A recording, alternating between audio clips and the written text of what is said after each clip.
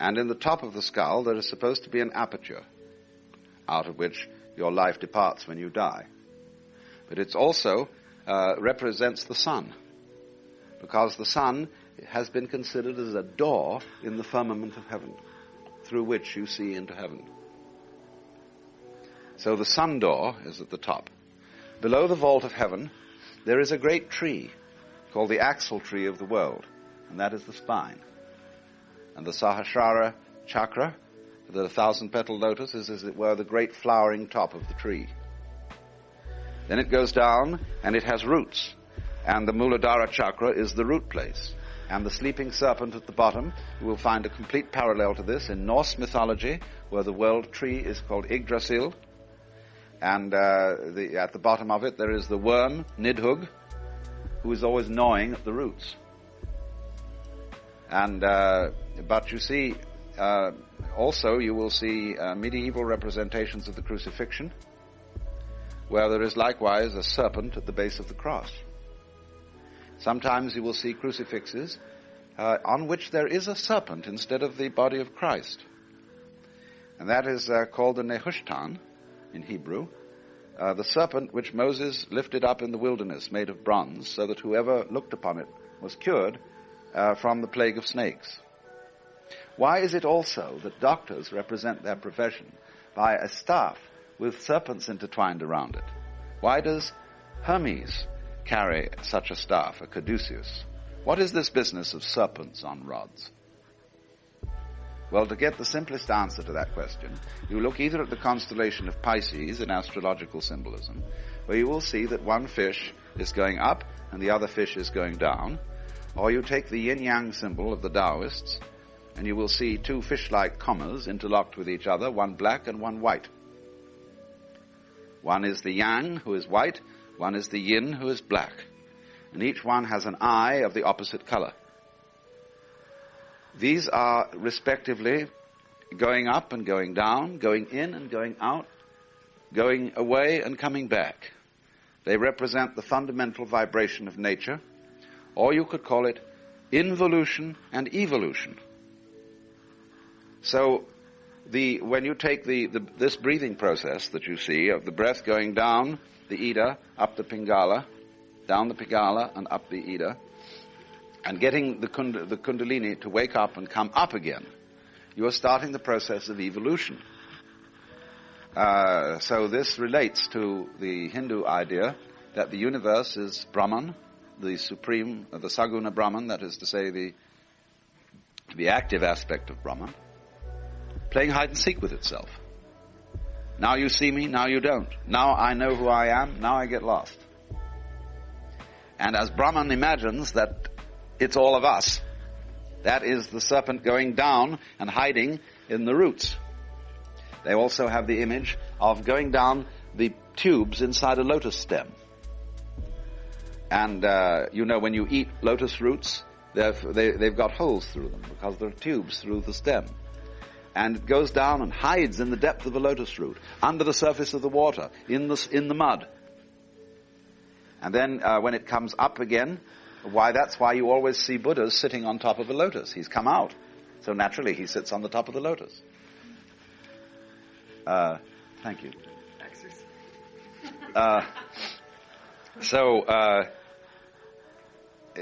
Likewise, also, there's a myth that Buddhas are born at midnight. Why at midnight? Because that's the time when the sun is right underneath you. And that's the lotus on which you're sitting. All these are images and figures from all over the world that fit together in a funny way. So then, as you go on practicing this pranayama, it's called, the breathing technique, and you energize the kundalini. And as it creeps up the spine and energizes each chakra, you get all sorts of strange changes in your consciousness. You may start by hearing all sorts of bell-like sounds, smelling the most beautiful perfumes, seeing things that you just never saw before. And you must be very careful as you do this, not to get sidetracked, because you may think, oh, these sounds are a gas, And I'm going to really absorb and explore all that, you see. But if you do that, you're apt to get sidetracked because that's not the main issue. Then, when it gets higher, you begin to get very strange experiences of reading other people's minds, or of knowing the past in strange ways, and of foretelling the future. And again, you mustn't get sidetracked. These are not important.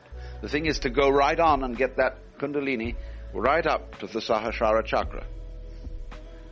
And then you are enlightened, but you are what is called Jivan Mukta, which means liberated Jiva in life, as distinct from Videha Mukta, which means liberated at death.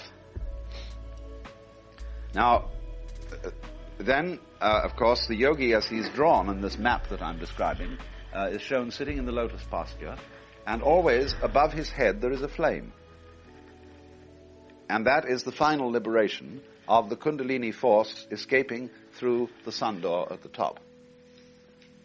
And this is therefore the fundamental design of what is called in India a stupa, S-T-U-P-A, where you see a pagoda-like structure with a dome and a spike on the top of it. So that dome on the stupa is the skull, and the spike is the flame. That is modified in the Far East as the pagoda. It is also called a dagoba, and you see the word pagoda is dagoba. It is also the fundamental design of a New England church spire. And the pattern, the architectural pattern of that church spire is really the same as that of a stupa or dagoba. In Tibet it's called a chorten.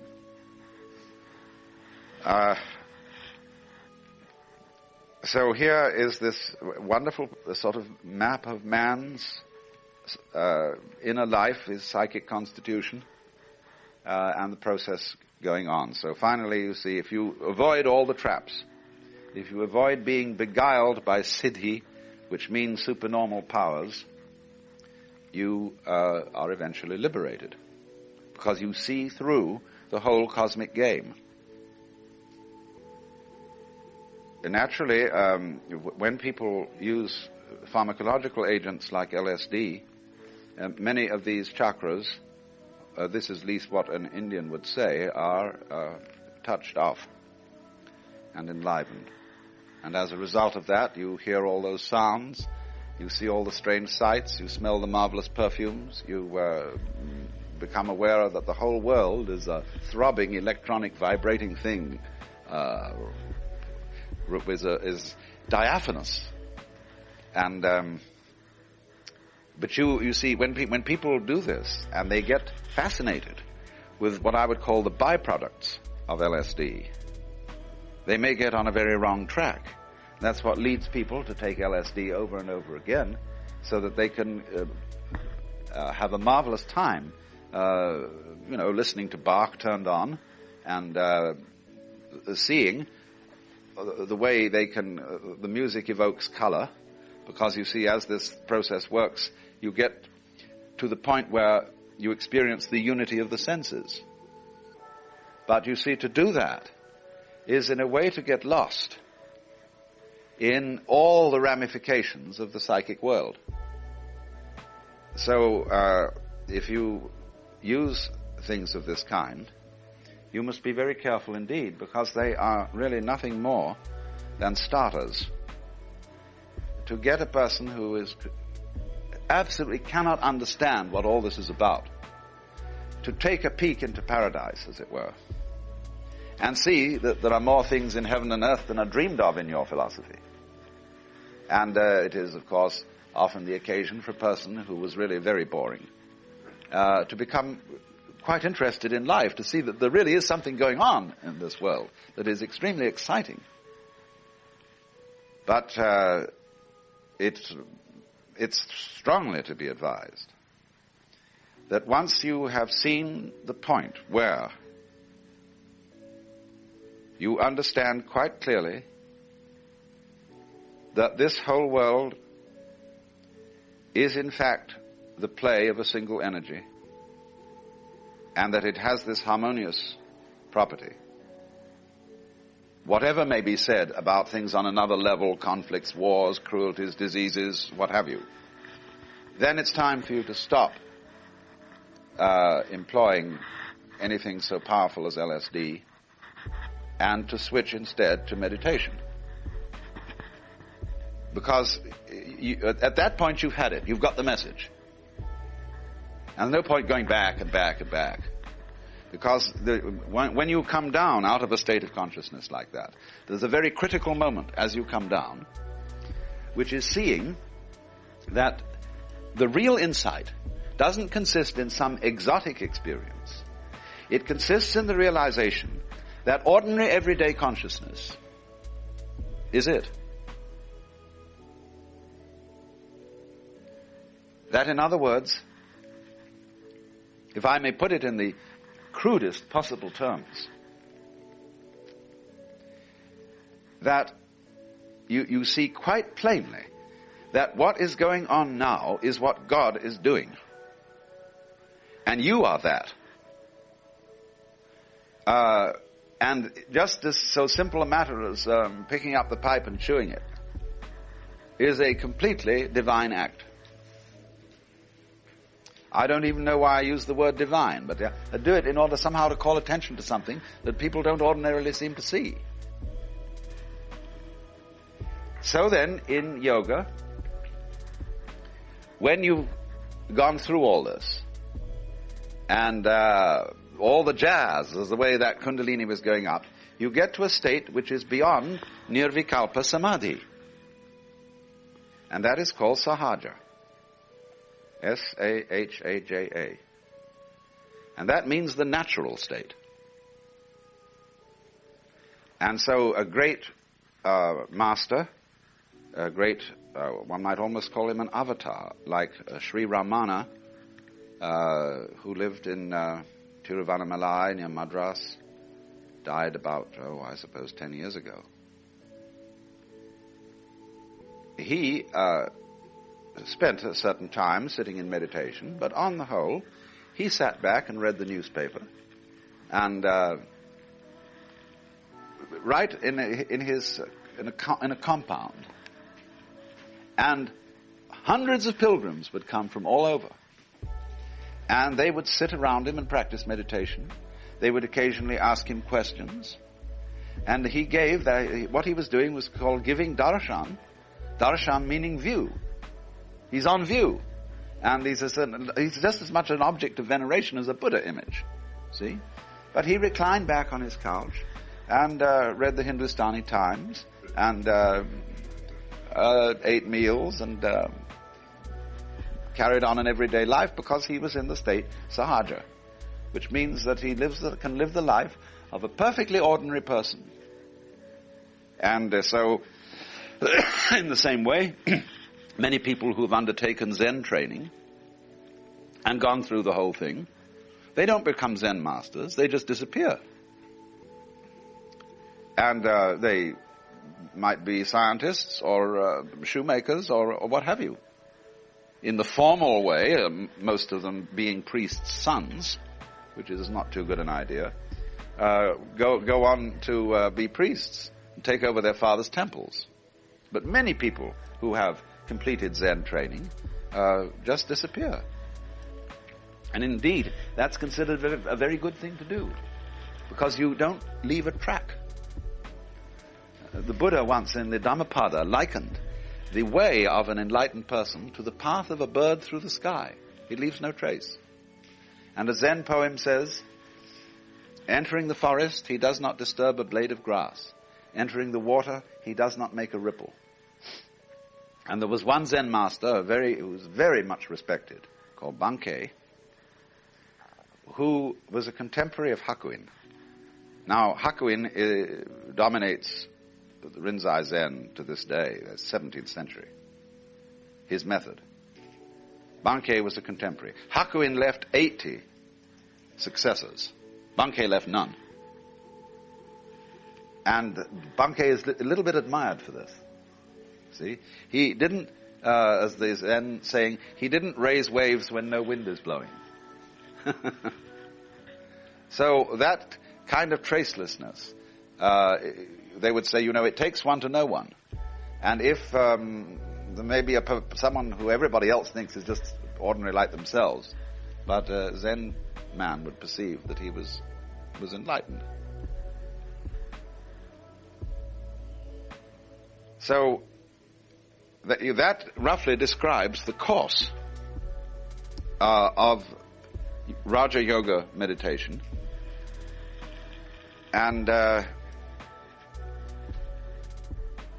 it's not always easy to know just in what sense this is to be taken, whether the thing is how far it's symbolic, how far it's literal. Jung always took it in a very symbolic sense, of not referring to anything that had actually a connection with the spinal cord or the brain. I feel the truth is somewhere in between, and that this is a way of doing things. My own experiments, especially with psychedelics, have led me to believe that there's really something in it. But that it's like all these things. When you study medieval European medicine, you find out all these, the doctrine of signatures, of, say somebody has got a sour disposition, well then certainly he needs sugar. Or that because a certain flower has a bloom or a leaf that corresponds by resemblance to certain parts of the human body, then that's the medicine for those parts when they're affected. One of the funniest things is that one of the very few really effective drugs we have is aspirin. And the way aspirin was discovered was that it was reasoned that in swampy land where people would contract bad humors, you would find the appropriate drug for curing those bad humors.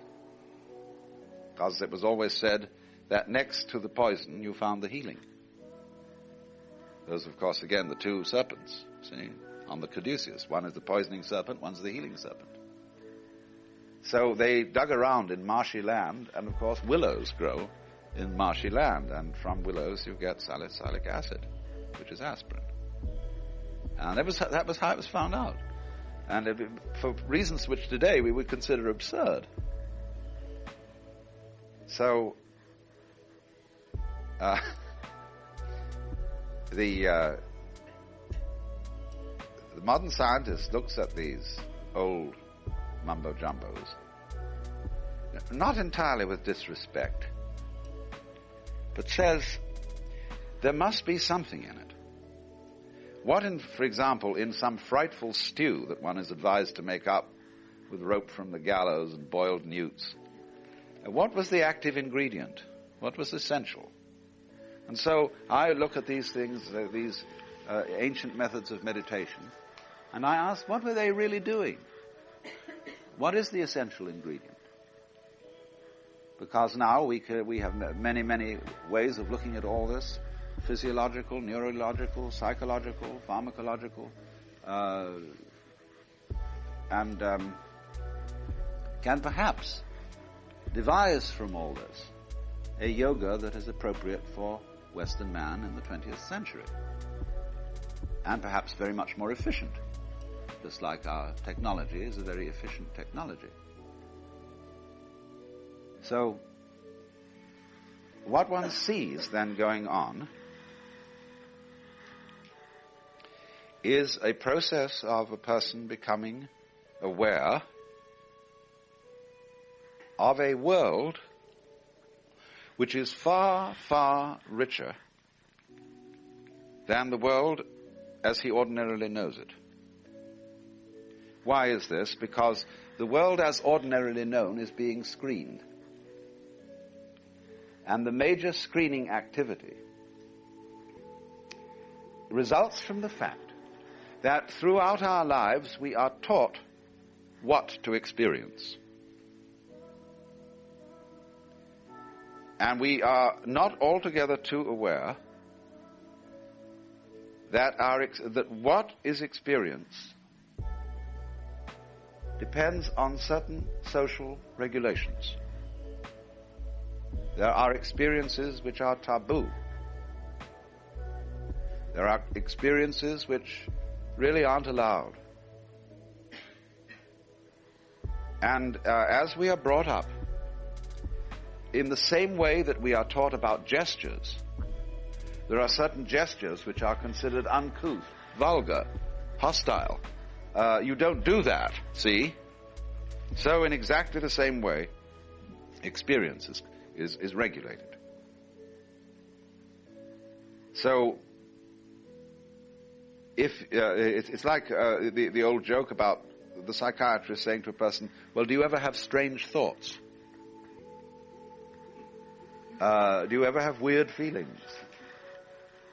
Yeah, everybody has strange thoughts and weird feelings. Because the input from our extraceptive and proprioceptive sense organs is colossal. Now, we ordinarily say, and people commonly put it like this: you can't deal with all that input because there's too much of it and it's too complicated. Now, that's not true. It is only too much and too complicated when you try to analyze it and translate it into words. See, let's take a flower. How many things are there in a flower? Well, it depends how many you want to count. It depends how long you want to spend splitting it up and analyzing it under a microscope and giving names to all the wiggles. From another point of view, there aren't any things in a flower. It's all perfectly simple. But that doesn't mean it's not wiggly. Yes, it wiggles very much, but that doesn't make it complicated. It's only when you try to understand it, that is to say, translate it into words or figures, then the flower becomes complicated. The flower isn't complicated. The process of translating it is complicated. So in the same way, how many things you are aware of when you're aware of this room? Well, it depends on how you want to count the things. You play that game where you put a lot of objects, spools of thread, a fountain pen, a bottle of medicine, a saucer and a thimble on a plate and so on, and you expose it for a moment. The person looks at it, then you cover it. How many can they write down? See? That's not the same thing as awareness. That's simply a kind of intellectual dexterity. But vivid awareness is quite different from that. It isn't counting things at all.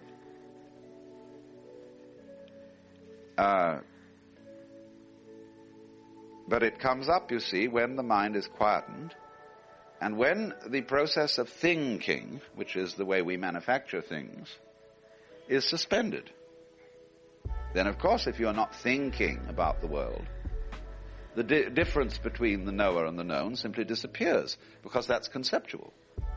In the nirvikalpa, or non-conceptual state, there is no difference. Also, in a way, there's no unity, because unity is also a concept. That's what is meant by the Zen word mu. It doesn't mean nothing. It means no thing. Neither one thing nor many things. There's another koan saying, when the many are reduced to the one, to what shall the one be reduced? It's also called, this state of things is called, in Sanskrit, tathata, which means approximately thusness, thatness, or suchness. And that's something that comes out very powerfully in these states of consciousness. Now, I have to explain it if I can. It's very easy to understand and very difficult to explain. When a baby is first born, the first sound it makes is da. Da-da. And males and fathers in their vanity think it's saying daddy. Da-da. It is not saying daddy. It's saying that. Da. Looks at something. Da. See? So, the word tathata in Sanskrit is really da-da-da. Like we had dada in Western art, with some kind of feeling after this. Now, what is suchness? Well, you could say it's just the way things are, but it's a little more than that. And let me try and illustrate it. When you talk to someone, they understand the meaning of what you say, and an interchange takes place. Now I'm going to ask the question. The process of talking, making sounds that have a meaning, conveys information to someone else or to yourself. The question is, what does it mean that we do that? Well, it doesn't mean anything. Why should it? Words have a meaning, but that doesn't. Because the whole process included words, but the process itself wasn't a word. It was a dance. See, look at nature. Why? You know, you hear all these trees reaching out and leaves absorbing things, and all the little creatures running around and breeding their families. And then they eventually disappear, just as a breath has to go out in order to come back in. And so they disappear into the soil. And then the new little generations of the same things, which is it does it all over again. It comes out, and they wiggle around, and they eat, and they breed their families. And so all this is going on. And when you look at it in that way, you're seeing it from the standpoint of suchness. It's the jazz. And you see everything's just like that. And the only thing happens is you sort of stop panicking about it. And so you would say, well, the whole thing doesn't have any meaning. In the West, that sounds like a put down. Because we say everything has to have meaning. You must do something meaningful. Why, of course we say that. Because we are completely hypnotized with words. And so if you do something that has no meaning, people say you're crazy. It means you're not acting in accordance with the order of concepts. But lots of people people get away with doing things that are completely meaningless. But they manage to give the impression that they're very important. Take music, for example. Music, from a practical point of view, is a total waste of time. It doesn't do anyone, it doesn't feed anyone unless you make money by playing music. But music as such, you see, is absolutely vapid. You make the sound and it disappears. It's not like a product that you can bring out and slap it on the counter and there it is, you know.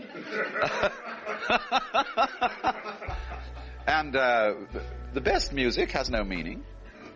It doesn't represent anything. It doesn't convey any particular message. The medium is the message in music. And so all these people are blowing through tubes and complicatedly knocking little patterns of keys and pulling strings and hitting on drums and making blasts through trumpets. And why, everybody can say, anybody who is anybody has to go to the symphony and contribute to its maintenance. For all these weird people blowing through tubes. And this gentleman in great apparel gets up in front of them all, you know, and he's the conductor, he's the great orchestra leader, and he comes on in a very ritualistic way and waves his baton and sort of leads all these people and keeps them together and makes this fantastic blast. And, well, what was all that about? Well, it was culture.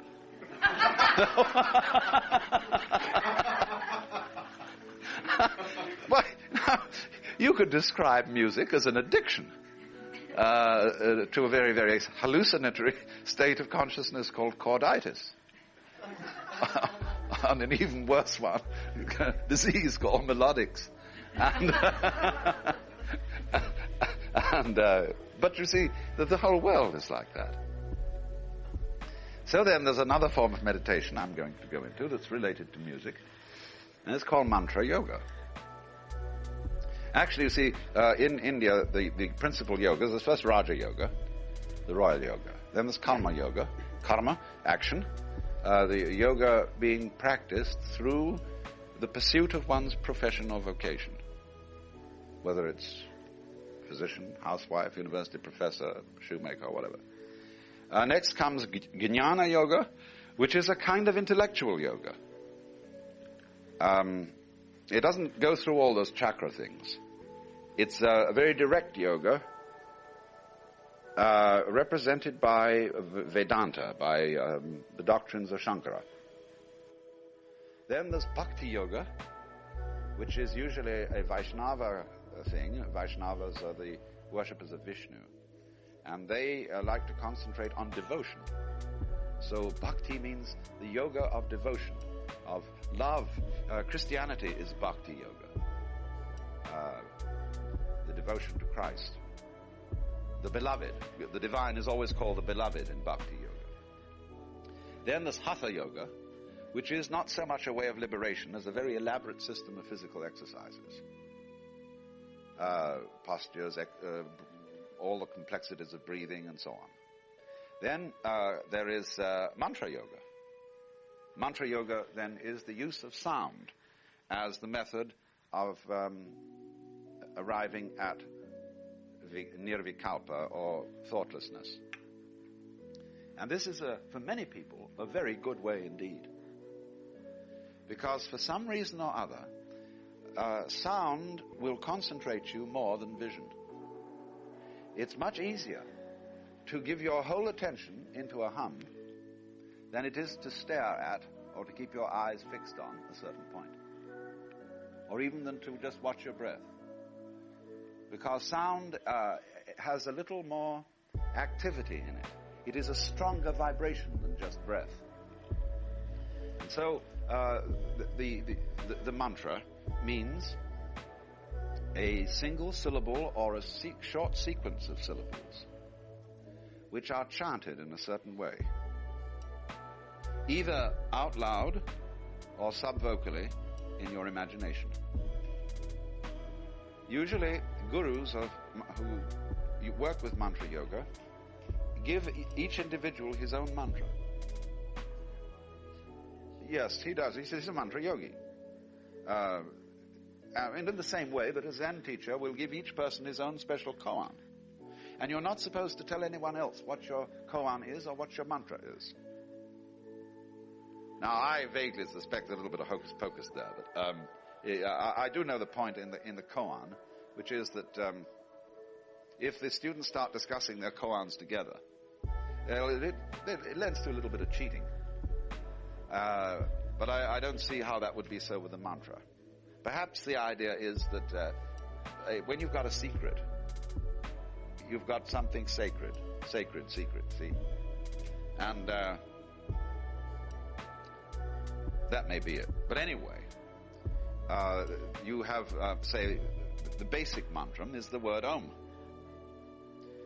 And that is used because, fully spelled in Sanskrit, it is A-U-M.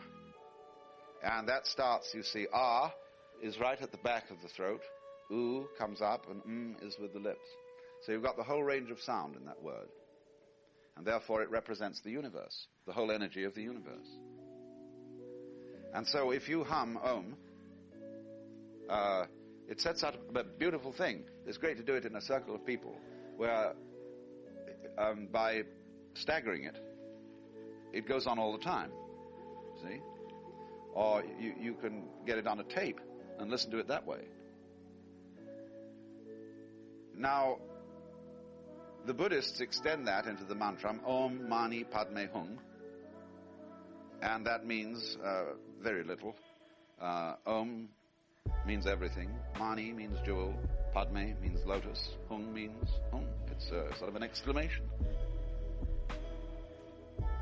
And they will hum this very, very slowly, taking a full breath on every syllable.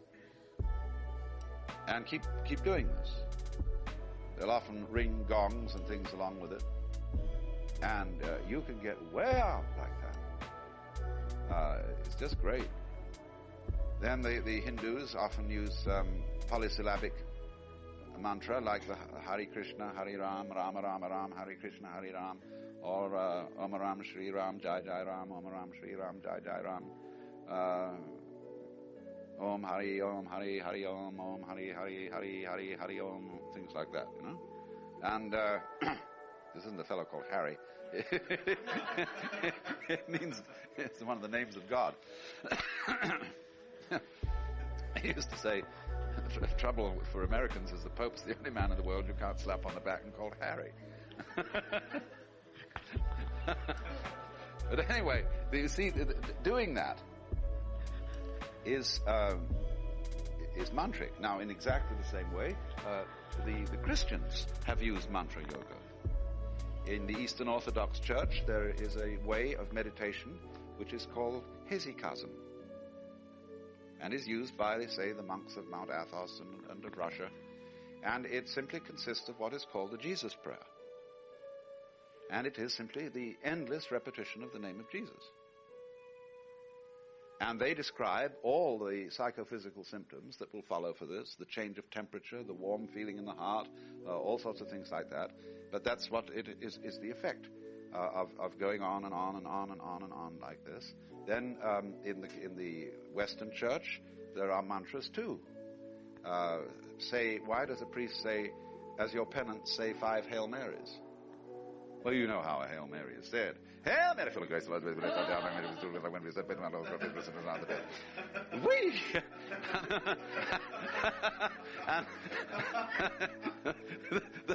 Nobody pays the slightest attention to the meaning of the words. In the same way, for centuries and centuries, the Mass was always sung or said in Latin, which was a very good idea, because nobody paid any attention to what it means. It's its meaning that gets in the way. And this awful translation of the Mass into English is ruining the whole Catholic Church. Because everybody discovers what it means, and it's just terrible. So then they worked out the Gregorian chant, which is a very powerfully mantric chant, even though, unlike the Eastern chants, it has much more melodic structure. Whereas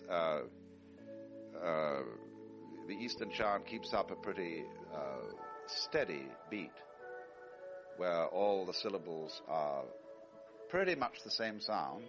You know, Buddhang saranang gacchami, Dhammang saranang gacchami, Sanghang saranang gacchami, Dutyampi Buddhang saranang gacchami, Dutyampi Sanghang saranang gacchami, Dutyampi Sanghang saranang gacchami, and so on. In the West, you know, you get Hallelujah,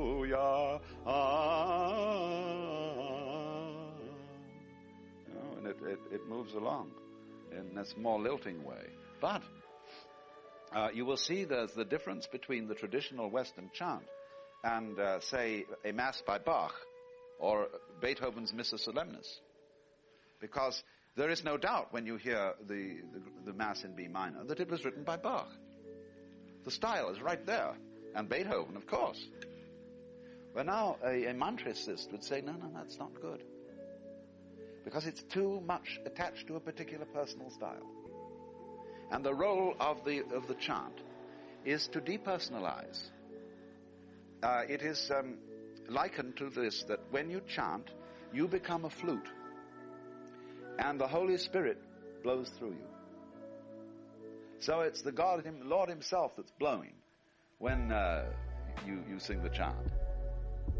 And therefore an impersonal form is given to it. And so you will hear when monks chant the Psalms, they keep up an absolutely unvarying, it's at first you think it's monotonous, but it will go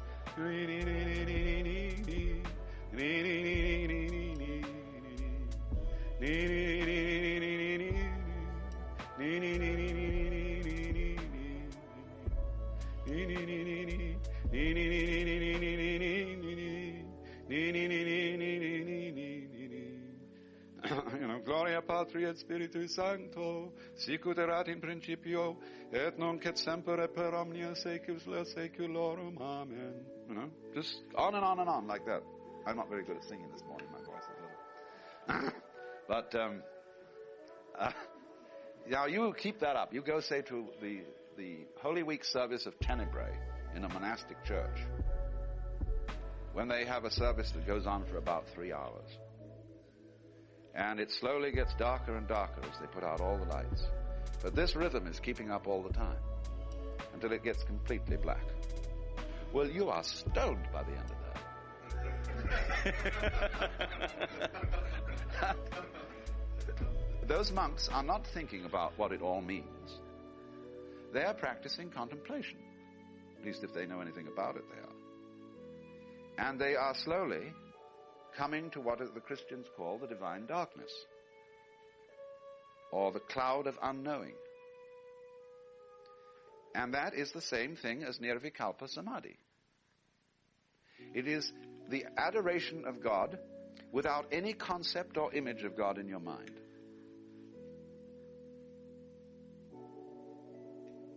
And really, nobody's ever been able to explain it.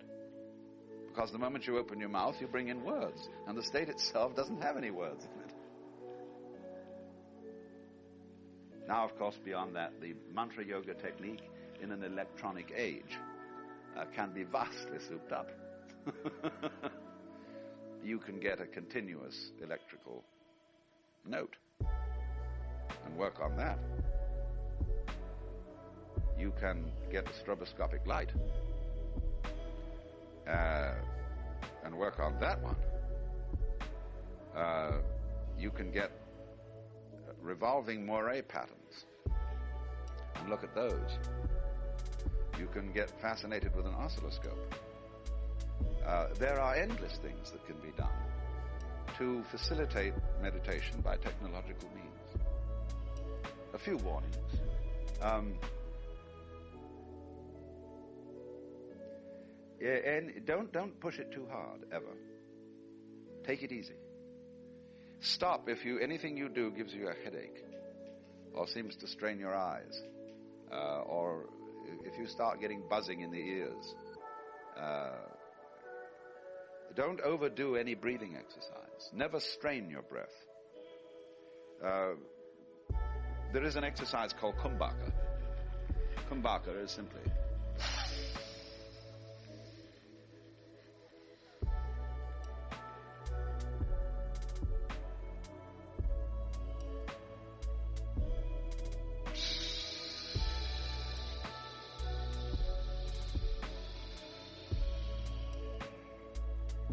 retention of the breath.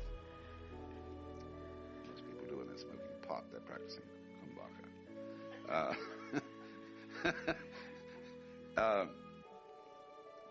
But actually, don't ever keep up kumbhaka too long. You'll start reeling because you'll get a sort of hyperoxygenation. And the Zen people, when they do breathing, they tend to emphasize the out-breath. And maybe that's a little bit better for us, because when you relax, you sort of give a sigh of relief. When you're frightened, you suck your breath in, you see, and the in-breath is more tensive, the out-breath more relaxive.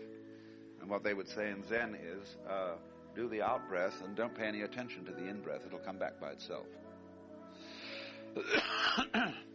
So I would say in general, don't overstrain anything in a meditation process. Now, you see, though, the object of all these gimmicks is that they are like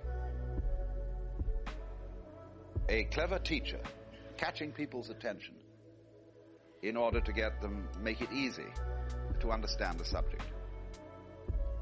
So they are, all of them, crutches or spectacles or gadgets to help still the mind.